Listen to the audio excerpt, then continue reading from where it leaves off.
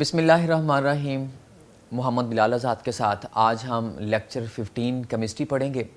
आज ये हम देखते हैं कि आज जो एक मोल हमने पढ़ा, फिर उसके बाद एवोगैड्रो पढ़ा, उसके साथ एक तीसरी चीज़ का भी ताल्लुक़ है। आज जो हमने टॉपिक पढ़ना है दैट इज़ मोलर वॉल्यूम। एक मोल का वॉल्यूम कितना होता है। तो आए सबसे पहले उसकी डेफिनेशन देखते हैं कि एक मोल गैस का, किसी और चीज़ की बात नहीं कर रहा मैं, गैस की बात कर रहा हूँ।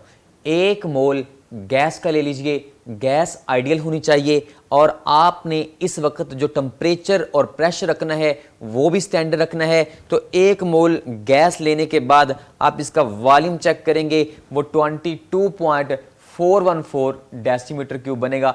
डेसीमीटर क्यूब आपको समझाने की खातिर मैं बोल रहा हूँ कि ये लीटर होता है, लीटर। आप वो अक्सर हम जो कोल्ड ड्रिंक खरीद के लाते हैं, हम कहते हैं ये 1.5 लीटर है, ये 1.5 लीटर है, ये 1 लीटर है। अब आपके जहन में ये कंसेप्ट होना चाहिए कि लीटर क्या होता है, डेसीमीटर क्यूब क्या होता है। तो देखिए, अगर मेरे पास एक मोल गैस है, किसी भी शय मीथेन है, ऑक्सीजन है, नाइट्रोजन है, किसी भी गैस का एक मोल ले लीजिए, तो उसको आप स्टैंडर्ड टेम्परेचर प्रेशर पे रखिए। उसमें नंबर ऑफ पार्टिकल्स कितने होते हैं, एवोगैड्रो, ये तो हमें पता ही था, लेकिन आज ये भी बात है कि एक स्टैंडर्ड टेम्परेचर प्रेशर रखने पे उस एक मोल का जो वॉल्यूम होता है वो कितना होता है, 22.414 डेसीमीटर क्यूब। इसे हम क्या बोलते हैं, एक मोल का वॉल्यूम। तो this is known as molar volume, इसे मोलर वॉल्यूम का नाम दिया जाता है। तो 1 mole of an ideal gas occupy करता है क्या, 22.414 डेसीमीटर क्यूब, इतना वॉल्यूम।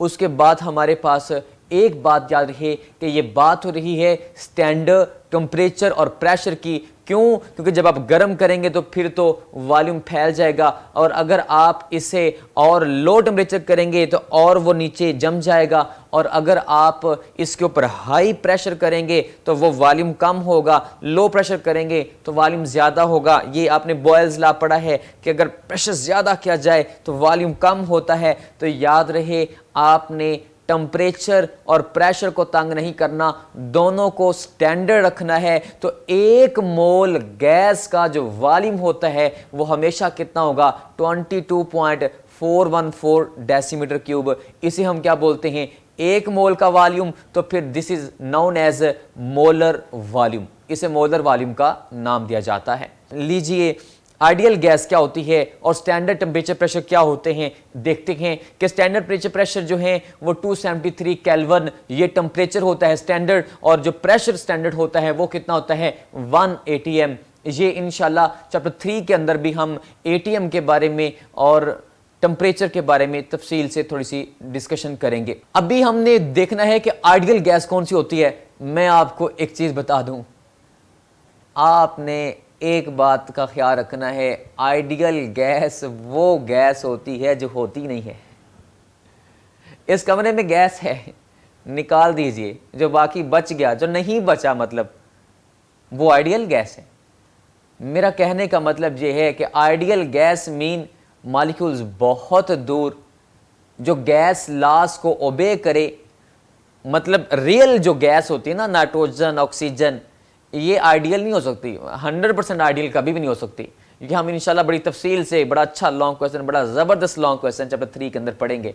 तो आइडियल गैस आपने सादा तरीन, अभी सिर्फ एक बात रखनी है क्योंकि ये चैप्टर 3 का टॉपिक है। तो एक बात ये याद रहे कि वो मॉलिक्यूल जो दूर दूर होते हैं उनका वॉल्यूम ना होने के बराबर होता है और उनके दरमियान में कोई अट्रैक्शन नहीं होती। और ख़ास तौर पर एक बात, ऐसी गैस जो गैस लॉज को, मतलब बॉयल्स लॉ है, चार्ल्स लॉ है, डाल्टन लॉ है, ऐसे लॉज को ओबे करती है, उनको फॉलो करती है, उनके तमाम उसूल ज़वाबत पे पूरा उतरती है, ऐसी गैस को हम क्या कहते हैं, आइडियल गैस कहते हैं। लीजिए, मैंने आपको बता दिया कि आइडियल गैस होती क्या है। अभी हमने एक बात का ख्याल रखना है एग्जाम्पल में कि लीजिए, मैंने ये सामने 3 एग्जाम्पल ली हैं कि ये कार्बन डाइऑक्साइड है, तो आपको पता होना चाहिए इसका मैथ कितना होता है, 44 ग्राम एक मोल। ऑक्सीजन का मैथ कितना होता है, 32 ग्राम एक मोल। एक ऑक्सीजन का 16 होता है ना, तो 2 का कितना हुआ 32 हुआ। तो नियॉन का मास हमारे पास 20 होता है। तो अगर हमारे पास सबका हमने क्या ले लिया, 1 मोल 1 मोल 1 मोल ले लिया, स्टैंडर्ड टेम्परेचर है, स्टैंडर्ड प्रेशर है, स्टैंडर्ड टेम्परेचर स्टैंडर्ड प्रेशर, ये देखें स्टैंडर्ड टेम्परेचर स्टैंडर्ड प्रेशर, तो इसका भी वॉल्यूम कितना होगा 22.414 डेसीमीटर क्यूब, 22.414 डेसीमीटर क्यूब और 22.414 डेसीमीटर क्यूब। सब के अंदर 1 मोल के अंदर नंबर ऑफ पार्टिकल्स कितने हैं, एवोगैड्रो। अच्छा एक बात का ख्याल है, बड़ी हैरान कुन बात है, इसके अंदर भी एवोगैड्रो पार्टिकल्स, इसके अंदर भी, इसके अंदर भी, इसके अंदर भी, मतलब सब के अंदर 1 मोल के अंदर नंबर ऑफ पार्टिकल्स कितने हैं, एवोगैड्रो। तो अगर मैं आपसे कहूं जनाब 12 फुटबॉल हैं और इधर 12 अंडे हैं, तो क्या दोनों का वॉल्यूम सेम होगा? नहीं ना।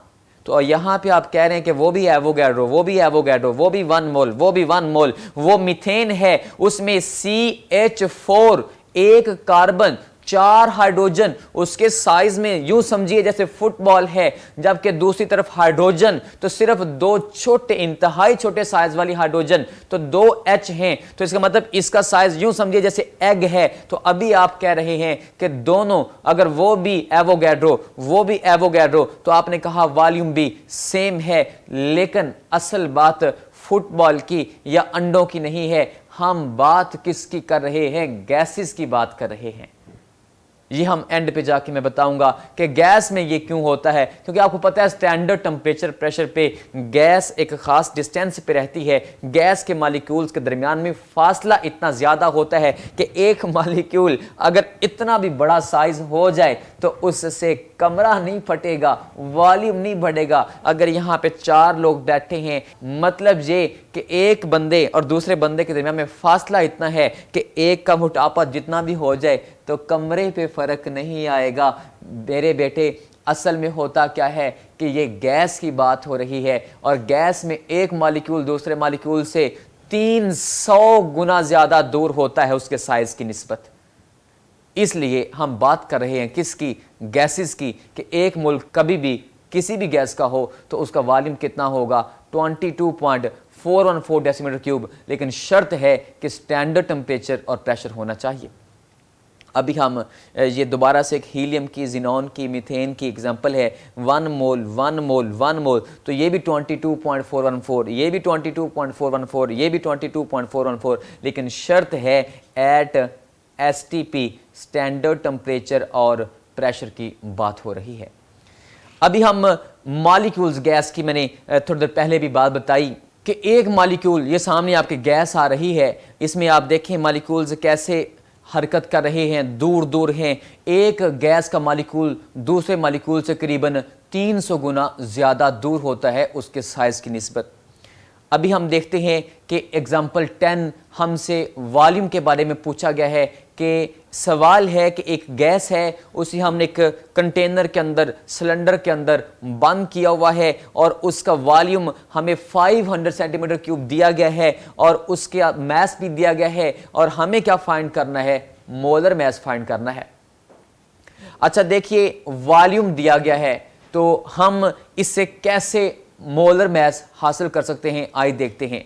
एग्जाम्पल 10 में आपने गौर करना है कि अगर मैं फार्मूला देखूं, नंबर ऑफ मोल्स बराबर होते हैं किसके, मैस ओवर मोलर मैस। हमें क्या चाहिए, मोलर मैस। तो लिहाजा मैस तो हमें दिया गया है, तो हमें अभी क्या चाहिए, सबसे पहले नंबर ऑफ मोल चाहिए गैस के। तो अभी अभी हमने कहा था कि 1 मोल हो तो वॉल्यूम कितना होता है 22.414 डेसीमीटर क्यूब। तो यहां पे हमें वॉल्यूम दिया है, मोल नहीं दिए। हमें पता है कि मोल का वॉल्यूम के साथ क्या ताल्लुक है, तो हम अभी वॉल्यूम से पहले मोल्स निकालेंगे, फिर उसे यहाँ पे वैल्यू पुट करेंगे और जब यहाँ पे वैल्यू पुट करेंगे तो यहाँ पे आंसर आ जाएगा, मोलर मैस आ जाएगा। लीजिए इस फार्मूला को हम क्या करेंगे, मोलर मैस को ऊपर ले जाएंगे और नंबर ऑफ मोल्स को इधर नीचे ले आएंगे तो हमें मोलर मैस हासिल हो जाएगा। हमने देखना है कि हमें वॉल्यूम दिया गया है 500 सेंटीमीटर क्यूब।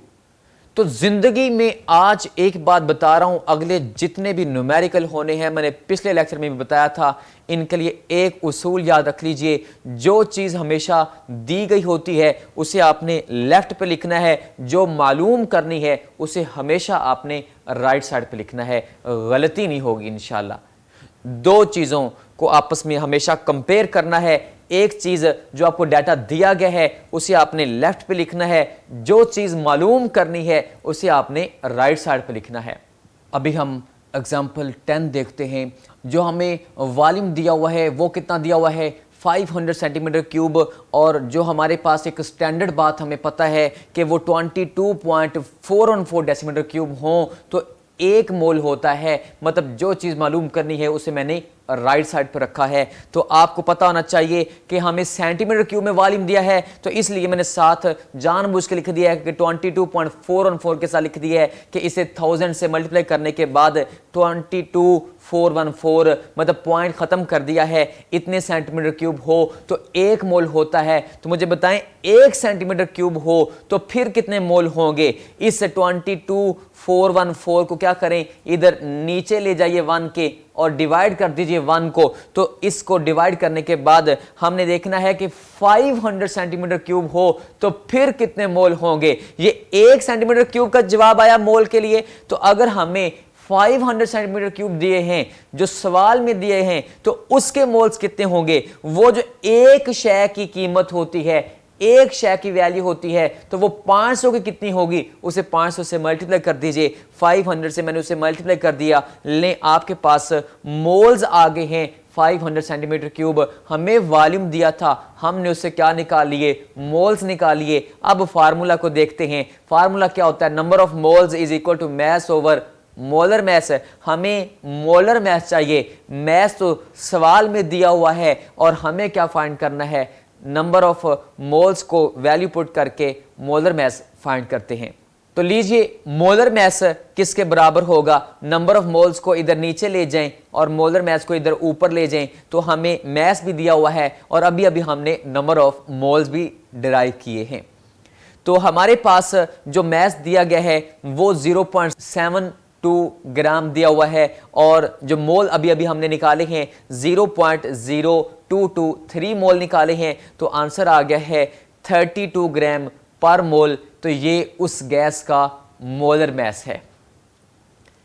लीजिए अभी हम देखते हैं एक्सरसाइज का क्वेश्चन नंबर 9 का पार्ट एफ। क्वेश्चन नंबर 9 हमने सारा कर लिया था, उसका पार्ट एफ नहीं किया था क्योंकि वो मोलर वॉल्यूम से मुताल्लिका है। सवाल ये है, कहता जनाब 3 गैसेस हैं और 3 गैसेस को देखें, एक हाइड्रोजन गैस, उसके 2 ग्राम, मीथेन गैस उसके 16 ग्राम और कार्बन डाइऑक्साइड गैस उसके 44 ग्राम। कहता जनाब सब को हमने देखा है, इन सब का वॉल्यूम सेम है, हालांकि इन सब के अंदर डिफरेंट मैसेज हैं। तो आए देखते हैं क्यों, क्योंकि हमें पता है कि जो हाइड्रोजन गैस के 2 ग्राम होते हैं मतलब वो 1 मोल होते हैं। 1 मोल का मतलब एवोगैड्रो नंबर ऑफ मॉलिक्यूल्स, मतलब एसटीपी पे जाके नंबर ऑफ मॉलिक्यूल्स अगर सेम हो, मोल सेम हो, तो वॉल्यूम भी क्या होता है, हमेशा सेम होता है। 22.414 डेसीमीटर क्यूब वॉल्यूम होता है। तो अगर हमारे पास मीथेन गैस को देखें तो जो में मैस दिया गया है वो 16 ग्राम दिया है, तो इसका 1 मोल का मैस कितना होता है, 16 ग्राम। मतलब क्या कि जो हमारे पास मीथेन है, कार्बन 12, एक हाइड्रोजन का 1 होता है, तो 4 का कितना हुआ, 4, 12 और 4 कितना हुआ, 16, मतलब 16 ग्राम हो तो 1 मोल होता है। तो मीथेन का 1 mole is equal to Avogadro molecule. तो एसटीपी पे वॉल्यूम कितना होगा, वही 22.414 डेसीमीटर क्यूब।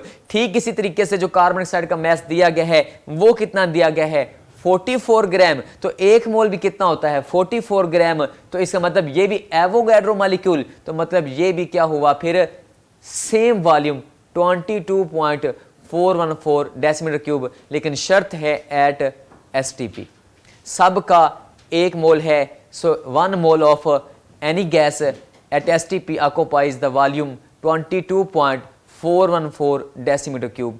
सेम मोल हो तो एसटीपी पे वॉल्यूम भी सेम होता है आइडियल गैसेस के लिए। अभी हमने एक और टॉपिक देखना है, बड़ा इंटरेस्टिंग टॉपिक है, स्टोइकियोमेट्री क्या होता है। स्टोइकियोमेट्री एक केमिस्ट्री की ब्रांच है।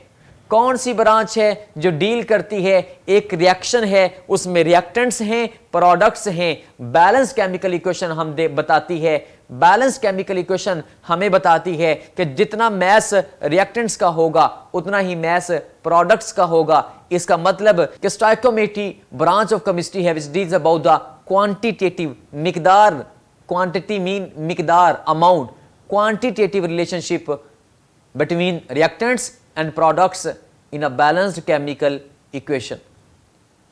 मिसाल लीजिए, हाइड्रोजन है, ये मैंने बैलेंस इक्वेशन लिखी हुई है।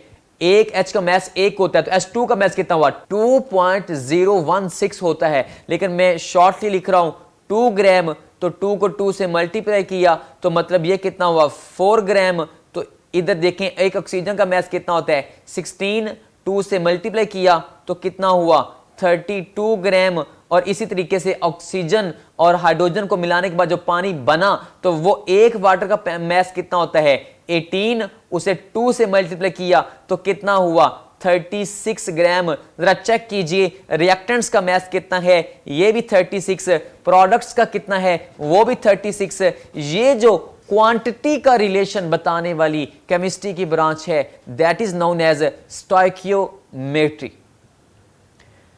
आए एक और एग्जांपल देखते हैं। कार्बन का मैस कितना होता है, 12 होता है। ऑक्सीजन का मैस कितना होता है, 16 होता है। लेकिन ये O2 है तो यहां पे कितना हुआ, 32 ग्राम हुआ। अगर हमारे पास प्रोडक्ट्स देखी जाए तो यहां पे कार्बन डाइऑक्साइड है तो इसका मैस कितना होता है, 44 ग्राम होता है। इसका मतलब जितना मैस रिएक्टेंट्स का है उतना ही मैस प्रोडक्ट्स का है। ये है केमिस्ट्री की ब्रांच स्टोइकियोमेट्री जो क्वांटिटेटिव रिलेशनशिप बता रही है रिएक्टेंट्स में और प्रोडक्ट्स में।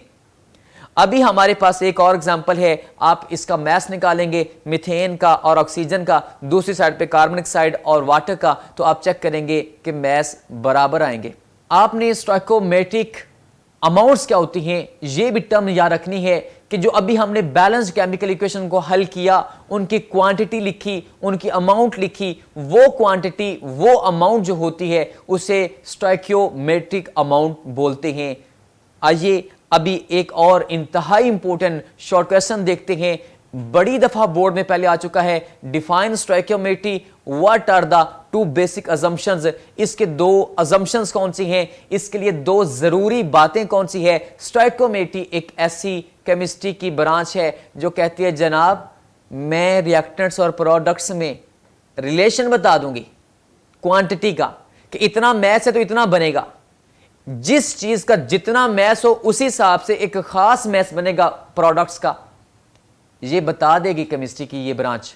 लेकिन शर्त है कि ये ना हो कि वाटर बनाने के दौरान एक H2O2 बन जाए, कोई और चीज बन जाए, साइड रिएक्शन नहीं होना चाहिए।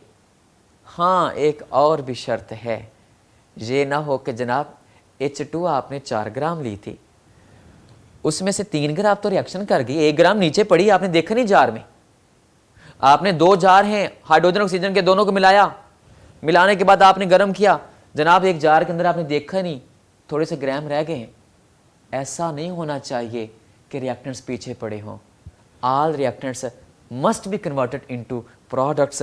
और एक दूसरी शर्त है कि नो साइड रिएक्शन।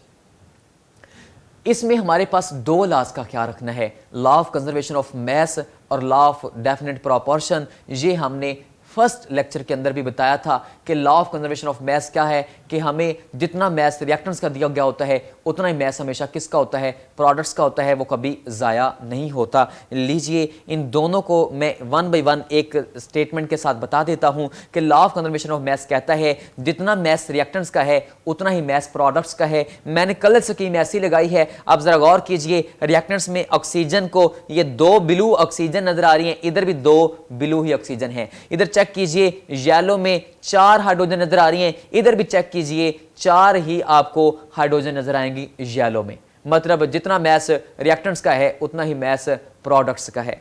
एक और एग्जांपल देखते हैं, ये हमारे पास एक सादा तरीन आपको समझाना मकसद है, इंतहाई सादा एक बात की है कि जनाब ये चीज़ है, आप क्या करें, इसको जला दीजिए। जब आपने इसको जलाया तो आप क्या समझते हैं वो राख बन गई, वो धुआं बन गया? नहीं नहीं, वो धुआं, वो राख, उन सब के मैसेज को जमा कर लीजिए, रिएक्टेंट्स का और प्रोडक्ट्स का मैस बिल्कुल बराबर आएगा। कोई चीज़ कभी ख़त्म नहीं होती, वो एक हालत से दूसरी हालत में कन्वर्ट हो जाती है। This is known as law of conservation of mass, मतलब मादा कभी ख़त्म नहीं होता, मैस कभी ख़त्म नहीं होता। दूसरा लॉ देखते हैं कि लॉ ऑफ डेफिनेट प्रोपोर्शन। ये नहीं है मतलब कि आपने जब पानी बनाना है तो H2O की बजाय H3O लिख दें, आप कहें जनाब पानी बन गया है, ऐसा नहीं होगा। जो स्पेसिफिक प्रोपोर्शन है आपको वही यूज़ करनी पड़ेगी। मतलब लॉ ऑफ डेफिनेट प्रोपोर्शन कहता है कि अगर एक मॉलिक्यूल है, एक कंपाउंड है, तो उसके अंदर मैस की रेशो हमेशा फिक्स रहेगी। डेफिनेट, डेफिनेट मीन खास, मखसूस, स्पेसिफिक, पक्की ठक्की, वही ना बदलने वाली, वही रेशो रहेगी। डेफिनेट प्रोपोर्शन, एक मैसेज का जो तनासुब होता है कंपाउंड्स में, मॉलिक्यूल्स में, वो हमेशा सेम रहता है। ये नहीं कि आप कार्बन डाइऑक्साइड का फार्मूला लिख CO3 लिख दें। तो अभी हमारे पास एक बात का और ख्याल रखना है आपने, ये जो मैंने आपके सामने कंक्लूजन लिखा है, ये आज के पूरे लेक्चर का सबसे मेन पॉइंट है, इंतहाई ज़बरदस्त पॉइंट है कि अगर हमारे पास पता हो सब्सटेंसेस ये वाले तो ये सारे मालूम कर सकते हैं। रिएक्टेंट्स का मैस पता हो तो प्रोडक्ट्स का निकाल सकते हैं। रिएक्टेंट्स के मोल्स पता हो तो प्रोडक्ट्स के मोल्स निकाल सकते हैं। अगर रिएक्टेंट्स का वॉल्यूम पता हो तो प्रोडक्ट्स का वॉल्यूम निकाल सकते हैं। अगर हमारे पास कोई भी शय दी गई है, रिएक्टेंट्स की अगर मैस दिए हैं, उस मैस से पहले मोल निकालें, उस मोल से प्रोडक्ट्स के मोल निकाल के फिर उससे मैस निकाल लीजिए। ये आपको देखें, एक तस्वीर, इतना कहते हैं तस्वीरें बोलती हैं। चेक कीजिए, बोल दिए, कहती है जनाब इधर देखें, ये तस्वीर ग्राम, इससे पहले क्या निकालें, मोल, और इस मोल से प्रोडक्ट्स के मोल, और उससे फिर प्रोडक्ट्स के मैस, उधर भी ग्राम, उधर भी ग्राम। अगर इधर लीटर दिए हैं, इससे पहले मोल निकाल लीजिए और इस मोल से प्रोडक्ट्स के मोल निकाल लीजिए, फिर आप लीटर निकाल लीजिए, किसके, प्रोडक्ट्स के। कोई भी शय रिएक्टेंट्स की दी गई है तो आप उससे पहले मोल निकालने हैं, फिर उस मोल से प्रोडक्ट्स के मोल निकालने हैं। तो उस प्रोडक्ट्स की जो भी चीज़ चाहिए आपको, मैस चाहिए, वॉल्यूम चाहिए, जो भी चाहिए, आप ड्राइव कर सकते हैं। ये तस्वीर के अंदर हर चीज़ बोल रही है। अच्छा, एक बात का ख्याल रहे, मैं एक जुमला बोलने लगा, बड़ा ज़बरदस्त जुमला है। हमारी बात शुरू भी मोल से होगी, हमारी बात ख़त्म भी मोल पे होगी। याद रहे, इधर 3 चीज़ें दी गई हैं, ग्राम, लीटर, पार्टिकल्स, लेकिन पहले मैंने किस में कन्वर्ट किया, मोल्स में, और इसे फिर प्रोडक्ट्स में भी किस में कन्वर्ट किया, मोल्स में। मोल से शुरू होके मोल पे बात ख़त्म, उसके बाद आप जो मर्ज़ी उसे ड्राइव कर लीजिए। आपने पहले हमेशा मोल निकालने हैं। जो हम स्टोइकियोमेट्री के अंदर चीज़ें हेल्पफुल हैं वो मैंने आपके सामने लिख दी हैं। मैस मैस रिलेशनशिप फाइंड कर सकते हैं, मैस मोल, मैस वॉल्यूम, मोल मोल, कोई भी रिलेशनशिप एंड वाइस वर्सा, कोई भी चीज़ फाइंड की जा सकती है। एक हमारे पास एक्सरसाइज का आखिरी क्वेश्चन आज हम देखेंगे, क्वेश्चन नंबर 18। ये स्टोइकियोमेट्री के मुतालिका है कि हमें एक मैस दिया गया है, हमें कहा गया है कि जनाब एक मेटल है, उसे सल्फ़र के साथ मिलाया और एक कंपाउंड बना, तो वो बताइए कि मेटल कौन सी है। आप हमें बता दें जनाब कि जब आपने मेटल और सल्फ़र को मिलाया तो वो कंपाउंड कौन सा बना, तो हम आपको बता देंगे कि वो मेटल कौन सी है। आए चेक करते हैं, इसमें हमें जो दिया गया है वो मैस दिया गया है, सल्फ़र का भी और मेटल का भी, दोनों मैसेज दिए गए हैं, और हमें क्या फाइंड करना है कि मेटल का नाम क्या है और उस कंपाउंड का नाम क्या है। आए चेक करते हैं। जो हमें दिया गया है M2S3, हमें कंपाउंड का नाम पता है। दूसरा मैस ऑफ मेटल दिया गया है। तीसरा मैस ऑफ सल्फ़र दिया गया है। हमें फाइंड क्या करना है, M का नाम, मेटल का नाम। तो लिहाजा जो चीज़ मालूम करनी है उसे हमेशा कहाँ लिखना है, राइट साइड पे। जो चीज़ हमें दी गई है उसे हमेशा कहाँ लिखना है, आपने लेफ़्ट साइड पे लिखना है। आज ये निकालते हैं। हमें तो सल्फ़र का मैस दिया गया है, पहले उसके क्या करेंगे, मोल निकालेंगे। तो लीजिए मोल निकालते हैं, जितना मैस दिया गया है उसे मोलर मैस पे डिवाइड कर दीजिए। ले मैंने मोलर मैस पे डिवाइड किया, सल्फर के आगे मोल।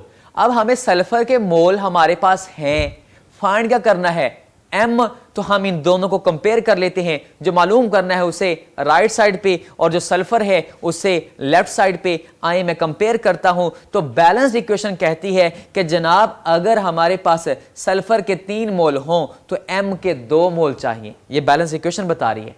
तो अगर हमें 3 मोल के लिए 2 मोल चाहिए तो 1 मोल के लिए कितने चाहिए होंगे, उस 2 को 3 पे डिवाइड कर दीजिए। हाँ, हमें सल्फर के मोल दिए कितने गए हैं, अभी अभी हमने निकाले, वो जो मैथ दिया गया था उससे हमने मोल निकाले 0.09। तो आए 0, अगर एक चीज की प्राइस है इतनी तो 2 चीजों की प्राइस कितनी होगी, वो जितनी एक ही है उसे 2 से क्या कर दीजिए, मल्टीप्लाई कर दीजिए। तो देखें अगर 1 सल्फर का मोल हो तो हमें इतने मोल्स मेटल के चाहिए। तो अगर हमें जो सल्फर के मोल दिए कितने गए हैं 0.09, इसके लिए कितने चाहिए होंगे, वो जितनी एक की वैल्यू थी उसे 0.09 से क्या कर दीजिए, मल्टीप्लाई कर दीजिए। तो हमारे पास आंसर आ गया 0.06 मोल आ गए, किसके, एम के। हमारी बात शुरू मोल से हुई, मोल पे ख़त्म हुई, लेकिन हमें तो m का पता करना है कि है कौन। तो हम इसके मोल से चेक कर लेते हैं कि ये कौन है। हमें पता है इसके मोल्स आ गए 0.06 मोल। तो हमें चेक करना है कि नंबर ऑफ मोल्स बराबर किसके होते हैं, मैस ओवर मोलर मैस। तो आज ये जो नंबर ऑफ मोल्स अभी अभी फाइंड किए 0.06 और जो मैस सवाल में दिया गया था वो 3.12 मैस दिया गया था और हमें एटॉमिक मैस पता लग जाएगा। तो चेक करते हैं जनाब ये कौन है, ये तो 52 ग्राम पर मोल इसका मैस है, मतलब ये कौन है, ये क्रोमियम है। तो इसका नाम क्रोमियम हुआ, कंपाउंड का नाम फिर क्या हुआ, Cr2S3 क्रोमियम सल्फाइड हुआ। आज जो हमने पढ़ा है आपने इसमें क्या ख्याल रखना है, हमने ख्याल रखना है कि मोलर वॉल्यूम क्या होता है, एग्जांपल्स याद रखनी है, स्टोइकियोमेट्री क्या होता है, उसकी 2 बेसिक अजम्पशंस याद रखनी है। लेकिन 2 बेसिक अजम्पशंस के साथ आपने ज़रूर बताना है कि 2 कौन से लॉज हैं जिनका ख्याल रखा जाता है। और एग्जाम्पल 10 याद रखनी है। एक्सरसाइज का क्वेश्चन नंबर 18 हमने किया और एक्सरसाइज का क्वेश्चन नंबर 9 का पार्ट F किया। आप अपना बहुत सा ख्याल रखिए, अल्लाह से दुआ है आप खैरियत से रहें। बहुत शुक्रिया, अल्लाह हाफिज़, थैंक यू।